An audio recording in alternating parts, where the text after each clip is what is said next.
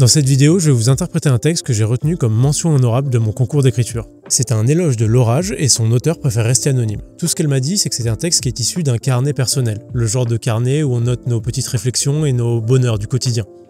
Alors j'aime bien ce texte déjà pour son sujet. L'orage, c'est quelque chose qui m'a toujours fasciné, déjà pour la puissance qu'il dégage, mais aussi pour la beauté. Quand on peut voir un orage de loin, en étant perché sur un sommet par exemple, c'est absolument magnifique. Il y a une certaine poésie en fait dans l'orage. Alors c'est vrai que quand on est dessous, on la ressent un petit peu moins cette poésie, mais je trouve qu'il y a ce côté vraiment phénomène naturel impressionnant, festival son et lumière que nous offre la nature. Ce texte, il est assez bien écrit, c'est assez simple, c'est très fluide, mais c'est quand même assez métaphorique. C'est-à-dire que le thème de l'éloge, il est un petit peu sous-jacent, il est caché derrière le texte. Et c'est ça aussi que j'aime bien, c'est le cas dans mes lectures, j'aime bien quand la lecture me fait travailler, me fait réfléchir, que tout m'est pas apporté sur un plateau, qu'il y a un certain sous-texte à aller chercher.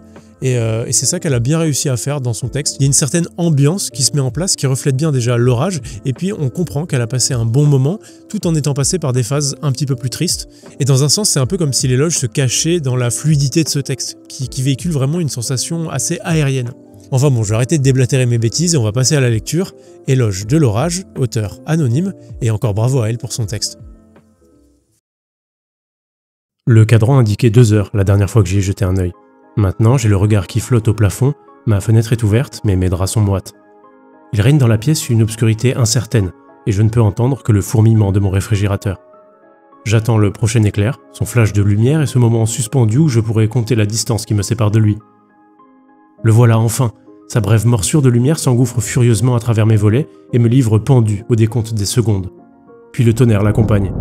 Il fait frémir mes murs et dure assez pour me laisser le temps de fermer les yeux. Soudain, je suis une fourmi qui s'arrête, contre l'élan qu'on attend d'elle. Je suis une fourmi sous les lattes d'un plancher où l'on révolutionne tous les meubles, comme aux premières loges d'un bal de chaises et de tables qu'on arrange et qu'on dérange. Quand le tonnerre s'arrête, je sors de ma torpeur. À mon chevet se tient un jeune homme aux cheveux blonds comme le blé, indifférent à la chaleur sous son épaisse tunique verte et son écharpe rouge. Je lui souris, il est mon plus vieil amant. « Morphée !» j'appelle. « Te voilà enfin !» Sa main se pose sur ma joue, il m'effleure amoureusement. Désolé d'avoir tardé. J'attends de sentir son souffle sur mes paupières, mais il ne vient pas. Plutôt, Morphée m'enveloppe le bout des doigts, les entrelace dans les siens et me sourit timidement.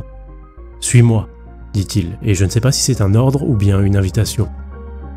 Alors sa main m'entraîne pour une valse dans les nuages. Le tonnerre résonne sous chacun de nos pas et nous dansons sur cette chanson sans logique. Morphée ne me regarde pas. Il a l'œil vide de ceux qui sont embaumés d'idées, et je me souviens de combien cette musique exalte sa créativité. Je devine à quel point il s'apprête à se montrer généreux. Sa valse me conduit sur une montagne, sous la station d'un télésiège. Il disparaît et me laisse avec mes amis du lycée, qui se recroquevillent sur les parties en bois de l'habitacle. Soudain, j'ai le ventre tordu par le rire et par la peur. Il fait lourd. Partout autour de nous, l'orage se déchaîne. Il hurle et crache furieusement, et nous enveloppe d'une épaisse brume qui nous coupe du reste du monde. L'éclair frappe à quelques mètres.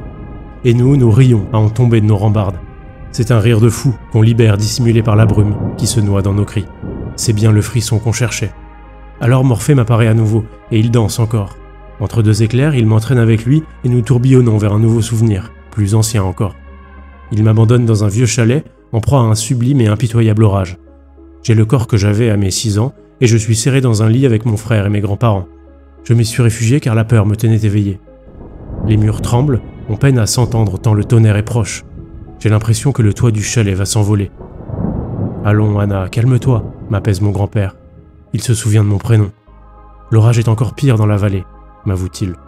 Il sait où il est, il se souvient de qui il est, il ne s'est pas oublié.